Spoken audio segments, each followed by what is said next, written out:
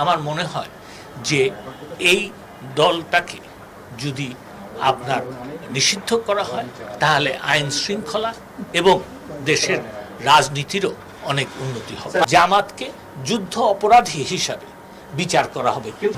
আমার মনে হয় যে তিনি যে বক্তব্য দিয়েছেন সেটা অত্যন্ত স্পষ্ট। তো সেই ক্ষেত্রে আপনারা ওনার বক্তব্যের মধ্যেই কিন্তু প্রথম প্রশ্নের জবাব পাবেন। আর মাননীয় প্রধানমন্ত্রী আমাকে নির্দেশ দিয়েছেন, এটা ঠিক যে আগামীকালকের মধ্যে একটা ব্যবস্থা নেওয়া, এবং আমি আশা করি আমি কিছুক্ষণ পরে মাননীয় স্বরাষ্ট্রমন্ত্রীর সাথে বসব এবং সেইখানে আমরা সিদ্ধান্ত নিব কোন আইনি প্রক্রিয়ায় হবে। সেটা যখন আমরা সিদ্ধান্ত নিব তখন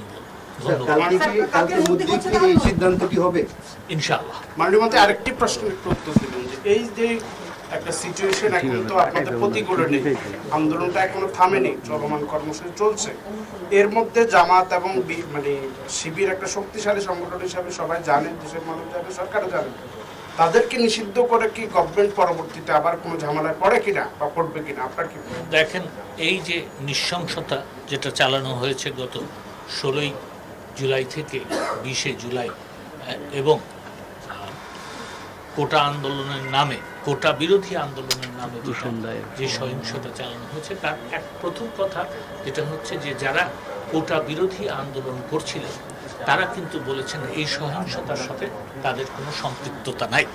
তো সেই ক্ষেত্রে আমাদের কাছে তথ্য উপাত্ত আছে যে এই জামাত, বিএনপি, ইসলামিক ছাত্র শিবির এবং ছাত্র দলের যারা জঙ্গি তারাই এটা করেছে। তো আপনি যে প্রশ্নের জবাব দিচ্ছেন, আমার মনে হয় যে এই দলটাকে যদি আপনার নিষিদ্ধ করা হয় তাহলে আইন শৃঙ্খলা এবং দেশের রাজনীতিরও অনেক উন্নতি হবে।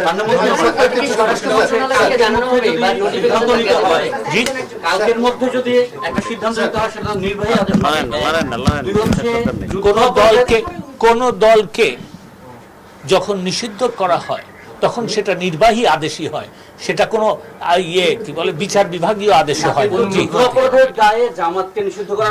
বিচার করার যুদ্ধ অপরাধের দায়ে বিচার করা এক কথা, জামাতকে নিষিদ্ধ করা আরেক কথা।